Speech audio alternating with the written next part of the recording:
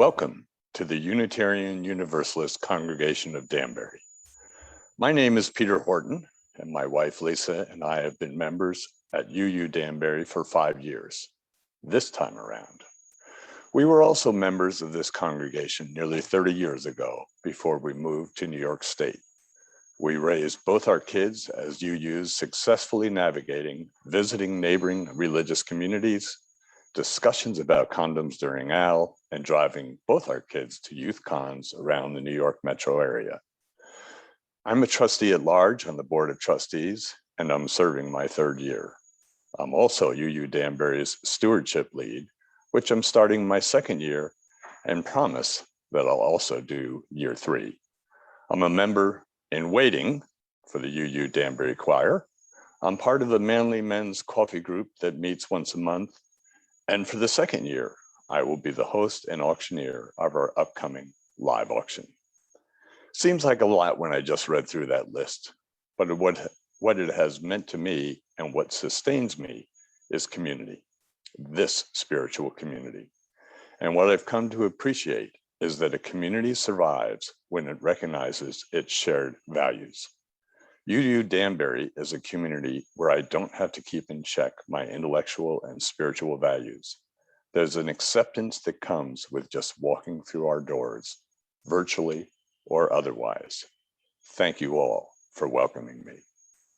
I'm so glad you're able to join us this morning, both online and in person. Our weekly services are more than just a gathering of our physical bodies. It is the forming of a sacred time that we have been making together for 199 years. As we work to build a more just world, and in that sense of sacredness, along with deep respect, we acknowledge that our physical building is on the traditional land of the Paugussett people. If you're joining us online, we invite you to introduce yourselves and where you are connecting from in the chat box as you are comfortable to do so. If you're here in person, please fill out a guest card and drop it in the basket on the table in the foyer as you leave today. After our service, we invite those of you visiting in person to step outside and take a moment to greet each other, and those of you at home to participate in a breakout group for individual connections and deeper check-ins. We welcome you. Whatever the faith and traditions of your past, whatever your theological stance, whatever your heritage, whoever you are and whomever you love, we welcome you. You can learn more about UUCD on our website and Facebook page.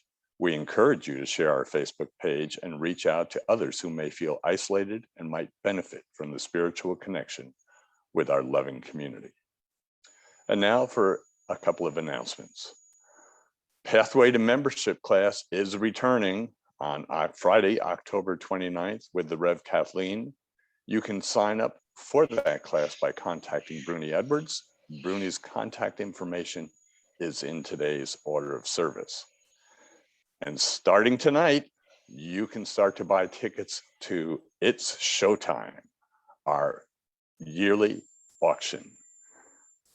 The live auction, which I will be auctioneer and entertaining you with the great and now famous Jerry Phelps, will be on November 6th. Please mark your calendars. At the end of the service, if you are online, you may join me for a lightning round of Ask a Board Member. If you're in Fellowship Hall, consider joining via Zoom from outside the building. Ask a Board Member will be a once-a-month feature of our Sunday service. To participate, just decline the invite to join a breakout room and you'll stay right in the main Zoom room. You can ask any question regarding board governance, finance, or paths to enlightenment, and you'll get my considered take on what an appropriate answer might be. Again, welcome to the UU Congregation of Danbury, where we welcome all in the spirit of compassion, inquiry, and service. Now, please join us for our hymn of welcome for all that is our life. Those zooming in from home, please sing as loudly as you like. Those in Fellowship Hall, please hum. Thank you.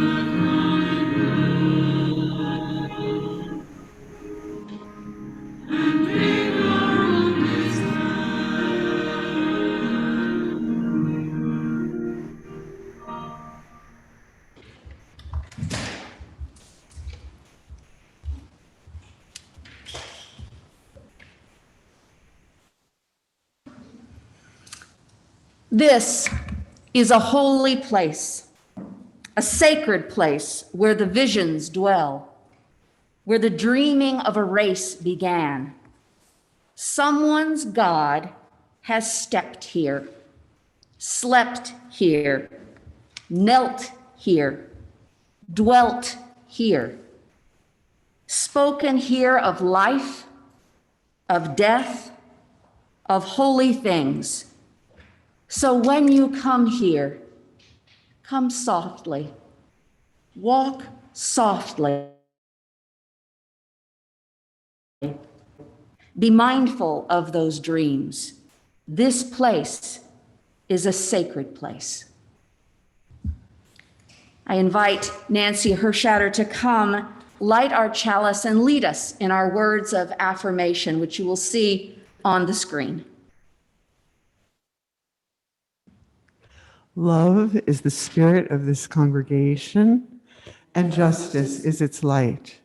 This is our covenant to dwell together in peace, to seek and speak the truth in love, to help one another and celebrate life.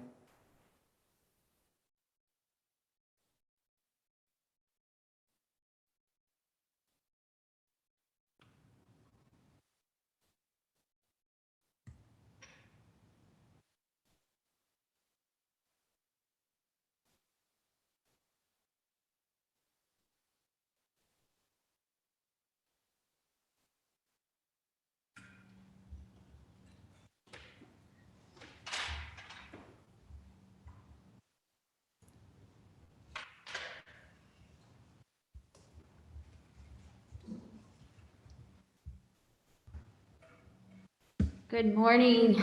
It morning. is so good to be together. For those of you who are tuning into the service from home, if you are listening right now but not near the screen, I encourage you to come on over for our affirmation story.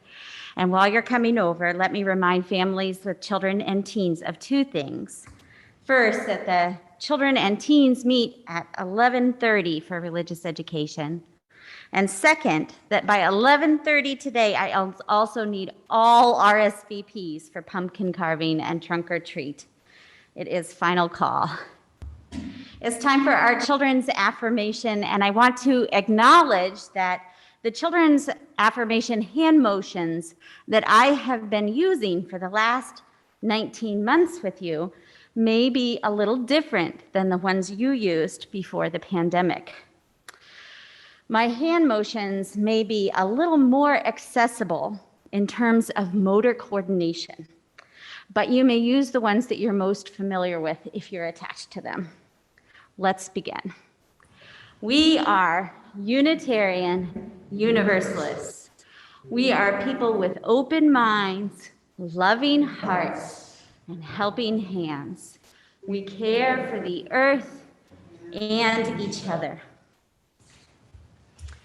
Our story this morning is a frog and toad story by Arnold Lobel.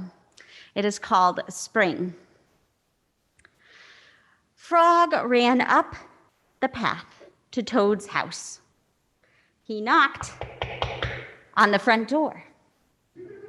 There was no answer. "Toad, Toad," shouted Frog. "Wake up, it's spring." "Blah," said a voice from inside the house. "Toad, Toad," cried Frog, "the sun is shining, the snow is melting. Wake up." "I am not here," said the voice. Frog walked into the house. It was dark. All the shutters were closed. "Toad, where are you?" called Frog. "Go away," said the voice from a corner of the room. Toad was lying in bed. He had pulled all the covers over his head. Frog pushed Toad out of the bed. He pushed him out of the house and on to the front porch. Toad blinked in the bright sun. "Help!" said Toad. "I cannot see anything." "Don't be silly," said Frog. What you see is the clear, warm light of April, and it means that we can begin a whole new year together. Toad, think of it. We will skip through the meadows and run through the woods and swim in the river. In the evenings, we will sit right here on this front porch and count the stars, You can count them, Frog. said Toad. I will be too tired. I'm going back to bed. Toad went back into the house. He got into the bed and pulled the covers over his head again.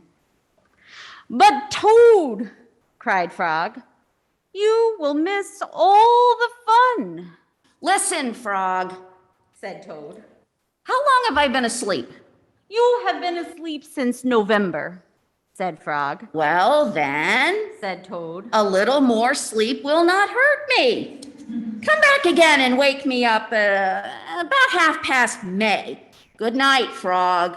But Toad, said Frog, I will be lonely until then.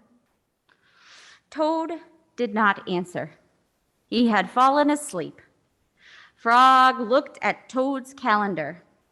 The November page was still on top. Frog tore off the November page.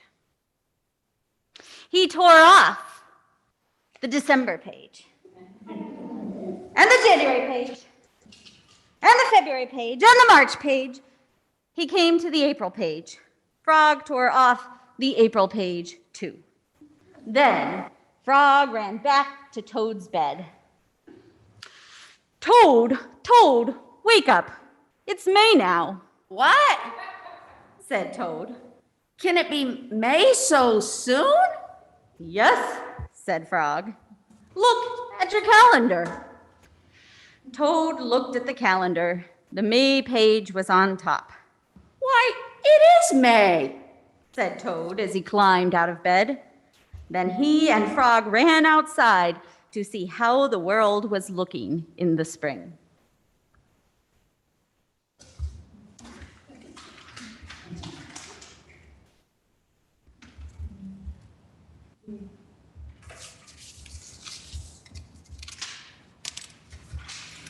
If you're feeling, make no mistake about it. This space is filled with joy. This space is filled with life.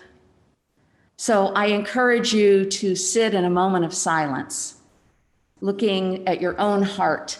And before we do that, I want to encourage you to just not get up from your seat, but just to take a look around at all of the lives in this room, at all that has been brought, the faces, half faces that you may not have seen for a while, faces you have never seen before. Take a moment. Each life in this room is sacred. And what is brought here is sacred. So I will strike the singing bowl and I will light a candle for all the milestones unspoken today. We'll be in that silence for a moment, and then Jerry will bring us out of the silence with our hymn of reflection, Spirit of Life.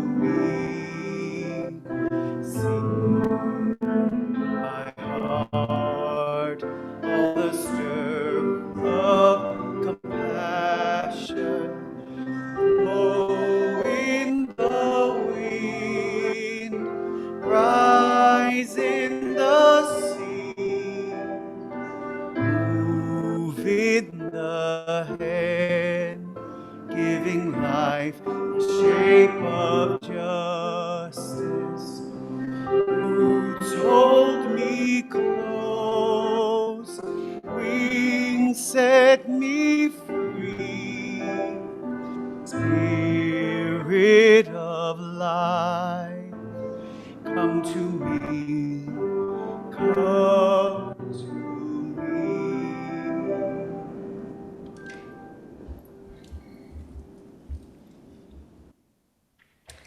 This morning, instead of a text reading, I want to share with you a musical reflection. It comes from UU recording artist Peter Mayer, which some of you may be familiar with. If you know the song Blue Boat Home, you know Peter Mayer. This song, Holy Now, is also the title, part of the title of my message this morning.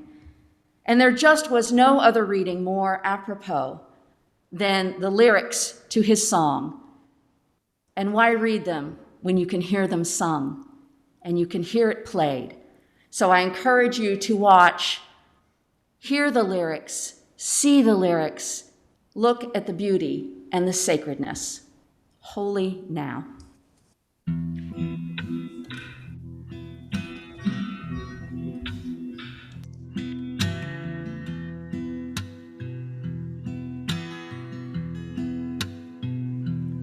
When I was a boy each week, on Sunday we would go to church, pay attention to the priest. He would read the holy word and consecrate the holy bread, and everyone would kneel and bow. Today the only difference is everything is holy now.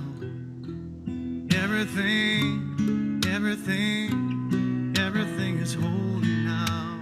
And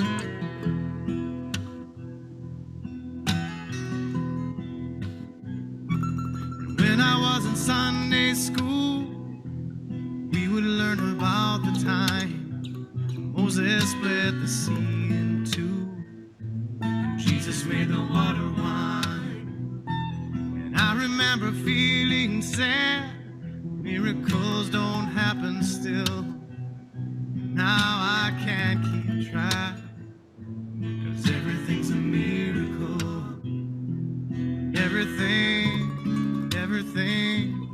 Everything's a miracle.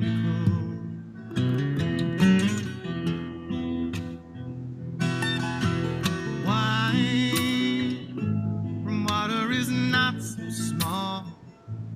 Even better magic trick said anything is here at all. So challenging thing becomes not to look for miracles, to finding where there isn't one. When holy water was rare at best, it barely wet my fingertips. Now I have to hold my breath, like I'm swimming in a sea of it. It used to be a world half there, heaven's second-rate hand-me-down. But I walk it with a reverent air, 'cause everything is holy now.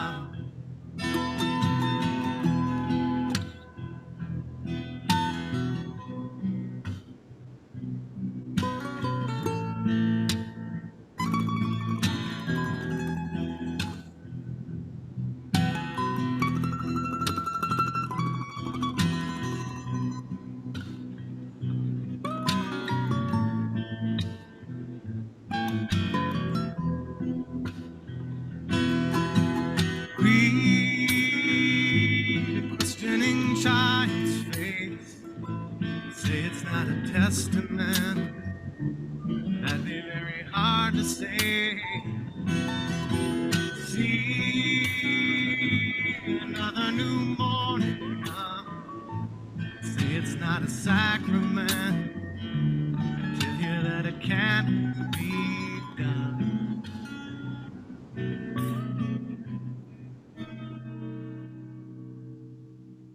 This morning outside I stood, I saw a little red-winged bird shining like a burning bush and singing like a scripture verse. It made me want to bow my head I remember when church let out, how things have changed since then. Everything is holy now. It used to be a world half there, heaven's second-rate hand-me-down. But I walk it with a reverent air, 'cause everything is holy now.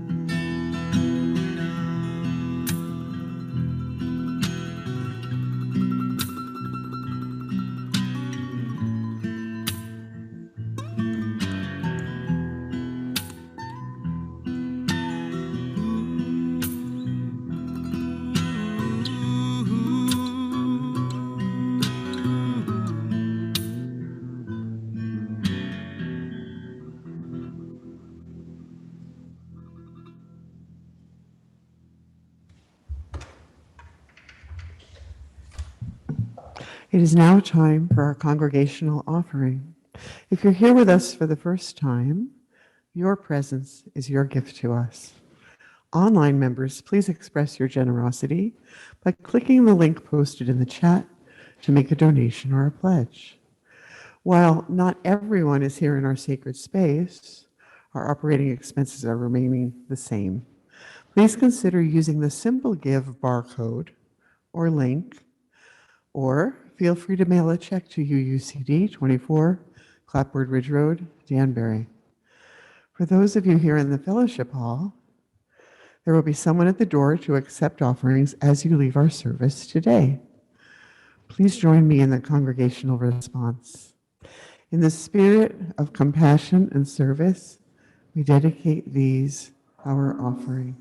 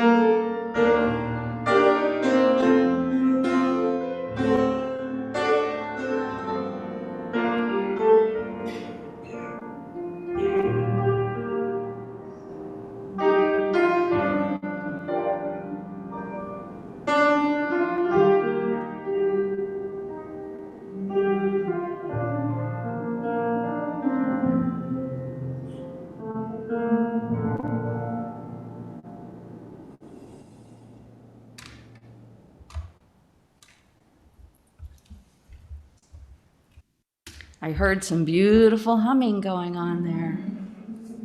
Thank you, Jerry. This place is a sacred place. It's set apart. It's entitled to reverence and respect. But what makes it sacred is not the fact that it's a religious community. It's not the fact that this is a Unitarian Universalist congregation. It's not the fact that it is in this building and through Zoom. It's made sacred by the presence of every single one of us here and online. The stories that we bring, the 199 years of history in this community. But while this is a sacred place, and I will make that claim, I cannot tell you what is centrally sacred for you. I can only invite you to consider the question: and we can share our own sacraments together. I have a pewter little labyrinth that I couldn't find because I just moved, but I'll tell you about that in a little bit. I got it from a place in Litchfield called Wisdom House. Many of you will know what Wisdom House is, and particularly those who identify as women and who have attended a women's retreat in years past will know what Wisdom House is. And the last time that I was there, I purchased a pewter labyrinth to remind me of the sacredness of that space, of that gathering. Of course, this was before they told us we were not allowed back because we drummed too loudly and we were howling at the moon out in the labyrinth outside. But it is a sacrament for me, that pewter labyrinth. My grandparents, who lived in Pink, Oklahoma, Bud and Kathleen White, had an old barn on their property. As children, we were told we really shouldn't go up in there because it was dilapidated, needed to be torn down. But for me, it was a sacred space. It was sacred because I could go there by myself and I could see history. Trunks filled with old clothes, buttons, pieces of lives. And for me, being in that space was sacred. Objects and places worthy of respect. There are many religious traditions, both Eastern and Western, that regard particular objects or persons as holy. A holy book found in many faiths. We have here the Quran, the Bible, the Torah, the Vedas. We have holy statues and symbols. We have a chalice. I have Buddha. At home, I have Kuan Yin. Holy water, not unique to Christianity and Catholicism. Hinduism also believes in the power of such water. And what do we do when we come together in our homecoming and ingathering at the beginning of every congregational year? We bring water, a source of life that is sacred to each of us from our journeys. Holy scholars and teachers, gurus, imams, priests, rabbis, but of all the world's religions, what resonates for me most is Confucianism. On this topic, Confucianism more than any other because Confucianism regards the secular as sacred. And so does Unitarian Universalist recording artist Peter Mayer. I often play that song just to remind myself that holy is very much a part of my everyday life. It is no longer for me about going somewhere to have someone tell me what is holy. It is to look out and see everything as holy. Now, my husband, Phil, and I just moved not quite 48 hours ago. Not that I'm counting the hours or the boxes we have to unpack, but it's been so easy over the last few weeks to be so caught up in the chaos and the stress and the frustration, completely oblivious to the sacredness all around us. The holy in the everyday, the miracles of life. You just speak with someone who has lost a loved one. They will tell you about the miracles of life. You just speak with someone that is battling a health crisis every day for their life, and they will tell you. Simple life. Now, there are a lot of jokes and a lot of opinions about Unitarian Universalists. And a lot about our reputation of being kind of blasé when it comes to being seen as a religious community, kind of avoiding words like sacred or holy. In some ways, I have to agree, it's a reputation well earned. It's really best illustrated by a football game. You may have heard of it. It was between Gethsemane Seminary, which is a Baptist school. Have you heard of that? No, okay. And UU, that's the Unitarian Universalist United University, also known as the Emersonians. Okay. No one's heard of this football game? Well, I'll tell you about it. You see, UU hasn't won a game in 87 years. Not exactly a football powerhouse. In fact, they really don't care about football at all. They don't even bother to work up plays. They just kind of stand around discussing and debating in the huddle, and then they go and run off in all directions. Not much killer instinct. In fact, the tackling dummies had flowers wrapped all around them, and the team was a democracy where everybody got equal playing time, whether you wanted it or not. There was no powerful will to win among the UU team. They were just out to have an interesting football experience. And then, most importantly, a post-game discussion. Now, on the opposing sidelines, you could hear the coach, "We're going to win." Ever heard the word win? Means pummel, punish, destroy, flail, smash, mash, palm, bounce, spear, lance, flog, trammel, steamroll, nuke, trounce, tromp, humiliate, best, bash, and crush. Meanwhile, on the UU sidelines, give me a U if you want to. Give me another U if you're comfortable doing that. Give me another U, unless you have to get going, I understand. Give me another U as long as it's approved by committee. And when the game comes down to the last few minutes, the UU is behind by just a field goal, and believe it or not, UU wins the game. And they bet their entire endowment on the game. It's just too bad they bet against themselves. Sometimes we have to laugh at ourselves and recognize the irony where there may be some truth in the story, even when it comes from Garrison Keillor. Unitarian Universalists are known for, and we are proud of, our rational minds, the ways in which we use reason in our spiritual searching. Rationality and reason are hallmarks of this rich religious tradition, and we have reason to be proud. The shadow side is when rationality and reason become walls, become barriers to expressing our spiritual experiences. That's when we have reason to be wary.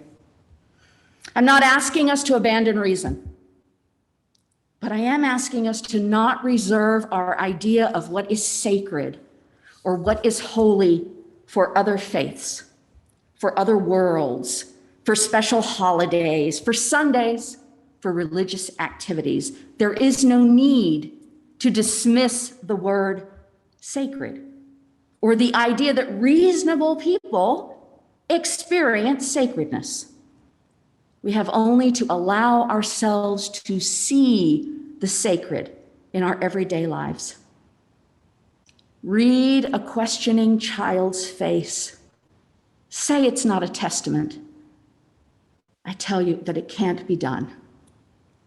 See another new morning come. Say that's not a sacrament. That'd be very hard to say. In his classic work, The Sacred and the Profane, Romanian religious historian Mircea Eliade claims the human yearning for the sacred is a yearning for a heightened sense of reality. Think about that.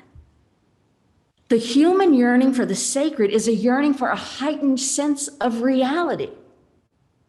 Life is not possible, he writes, without an opening toward the transcendent. He goes on to explain there is a human instinct to set apart certain times, certain spaces, certain rituals as sacred. Those are privileged places, qualitatively different from all others, places that retain an exceptional, unique quality.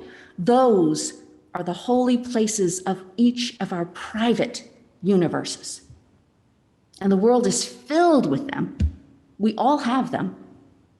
A certain beach, a hiking trail, a kayak on a body of water, a wall of photographs or paintings, a piece of music. Whatever they are, we set them apart, we tend them, and we need them to be part of our lives, even if only in memory, like my grandparents' barn. If we did not have them, distinctive and idiosyncratic as they are, the world would somehow be less alive, less real. I know it's easy to say, nothing's sacred anymore. But that would be uninformed. Because if nothing is sacred, then we humans have managed to squelch that very human yearning Eliade spoke of. And in doing so, we have lost the capacity for reverence. Unitarian Universalist congregations, we're known for our openness to the wisdom of the world's religious traditions. And we don't require any kind of doctrinal belief system held in common. So a frequent question that I get, perhaps you get too, is, well, then what's at your center? Like if you're not the Jesus church, if you're not the Allah place, what are you about? What is the center? And it's true that most of the world's great faiths can point to a time in history when they had a revelation they believed to be holy. And then they summarize it in teachings that represent their center. So what about us? My colleague Wayne Arneson, such a wise man, he asserts that the center of our faith tradition is found in a community of conversation about the holy. In other words, because we invite the wisdom of other faiths, and because we respect the sanctity of the individual conscience, and because we believe that revelation about what is holy is never sealed, we believe there is truth available in everyone's experience of the holy. And even more truth when we share that experience, shared in conversation, shared sometimes in debate, shared through the arts. In our history, as a liberal faith tradition that has challenged the power of other religious traditions to define for us what is holy and what is sacred, there has been an individual and a collective experience of the sacred. And it's that experience that has motivated us to gather in communities like this one, to sustain our way of being a liberal faith tradition. It has gone on for this community for nearly 200 years. It's like the experience of transcendentalism in New England. Think about that, when the Unitarian movement gave birth and voice to the insights of Emerson and Thoreau and Longfellow and Fuller and Parker and so many others who saw the holy in everything they looked at. Not just within the walls of a building, not just in the pages of a text. They proclaimed an original relationship with the universe. They proclaimed the authority of the poet, authority of the naturalist, the philosopher, alongside the prophet and the priest and the saint. We all want something. We all want something, some place or some time or some ritual to connect us deeply to our origins, to the mystery of life itself, to be more than it is on just its own. And we all find it. We can find it one way or another because it's waiting all around us. It's just waiting to be recognized and appreciated. That sacredness that we search for may be known in moments of exquisitely tender love. It may be known in moments of deep meditation. It may be known in breathtaking beauty or serendipitous instances with friends or strangers. It was a sacred moment when Adela and I met at the library in Hicksville, New York. She was in her late 40s, and she had come to Long Island from Afghanistan some 7 years previously. She lived with her cousins, and she worked part-time as a child care provider. Many of her family members, like her father, who'd been a police officer in Afghanistan, had left. They were scattered all over the world. She hadn't seen them in over 6 years. She feared for the safety of her family left behind. We met each week so that I could tutor her in English. She was in my ESL class, but she needed a little extra. The moment was made sacred, set apart by our presence, by our connection. And the last day we met, we exchanged little gifts with one another, nothing expensive, nothing over the top. I gave her a blank journal and a pretty pen so that she could continue her writing in English. And she gave me small little beaded earrings that she had made so that I would remember her. There was an interesting moment in that exchange, that simple exchange, just sitting in a library. But it was a moment of transcendence. We transcended all of the chaos, all that was trying to swirl around us. And in that moment, there was a holiness between us.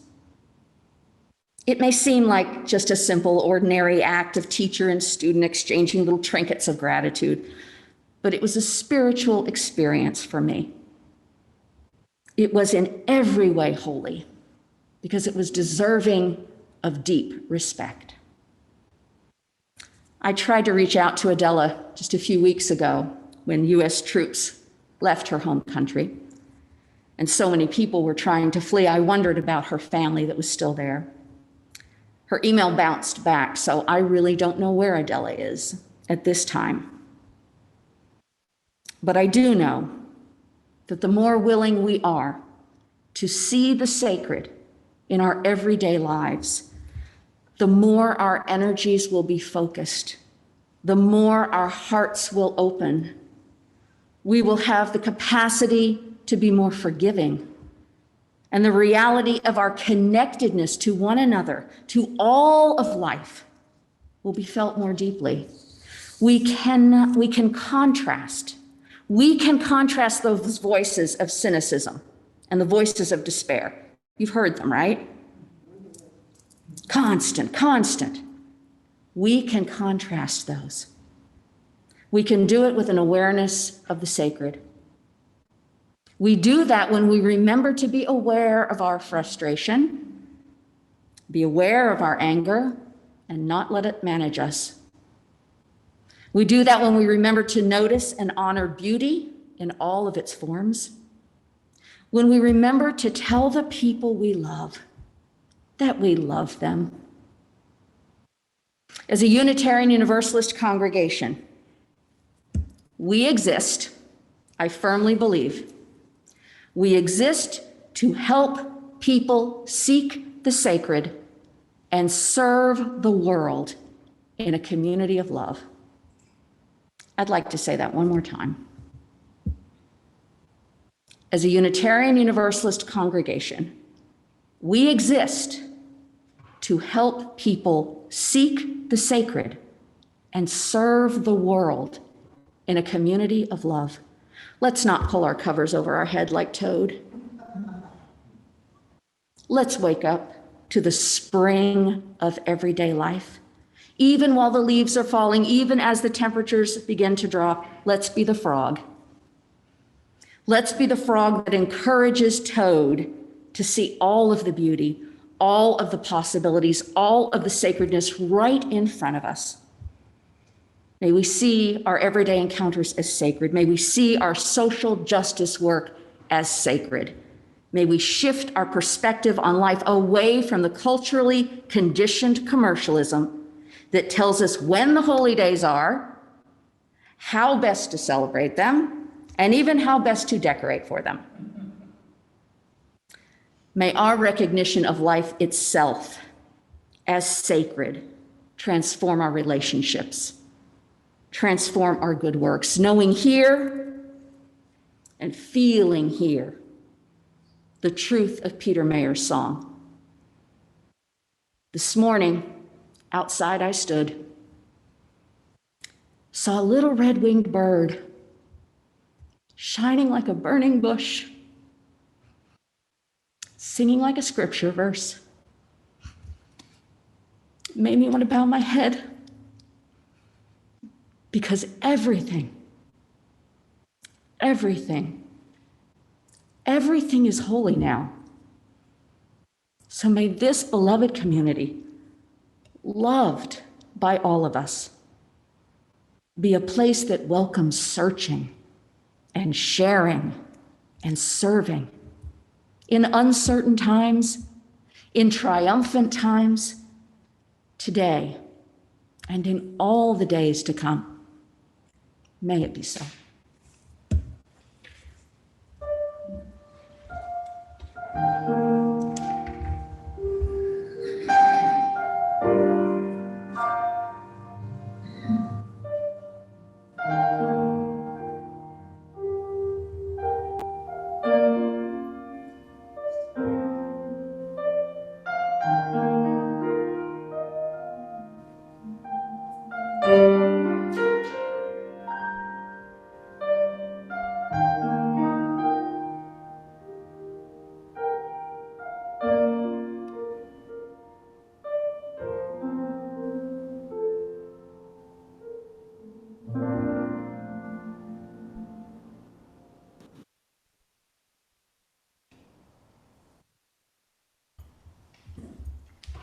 Please join me in the words for extinguishing our chalice.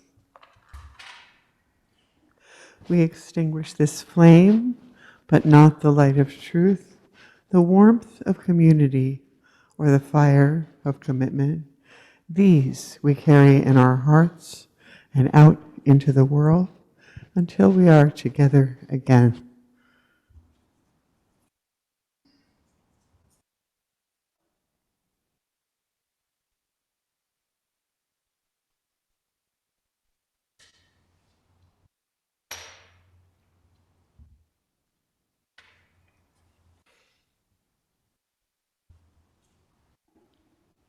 Let us sing together our closing hymn, When Our Heart is in a Holy Place. Our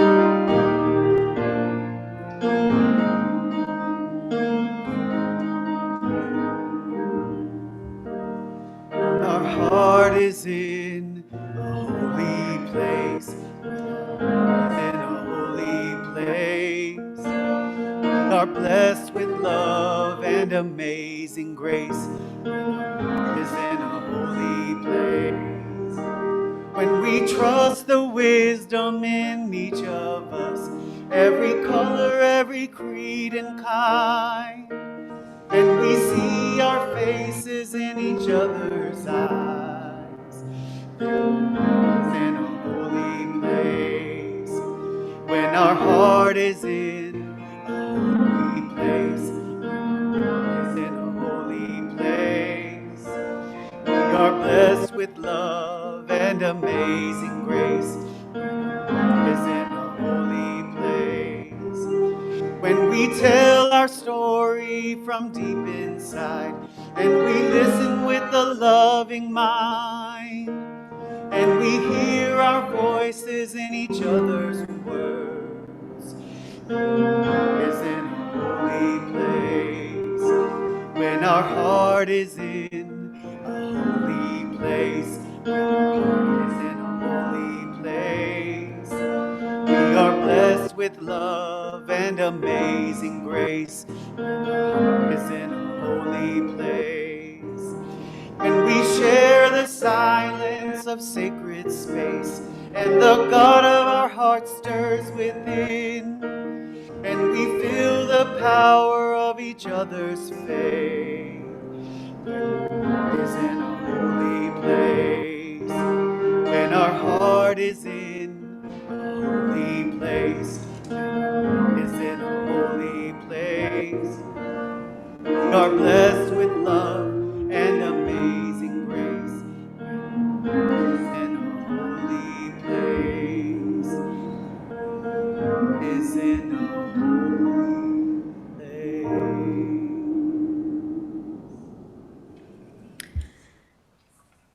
From George G. Brooks, may the love that gives to life its beauty, the reverence that gives to life its sacredness, and the purposes that give to life its deep significance be strong within each of us and lead us into ever deepening relationships with all that is our life. Shalom. Salam. Amen. Blessed be to each and to all. Namaste.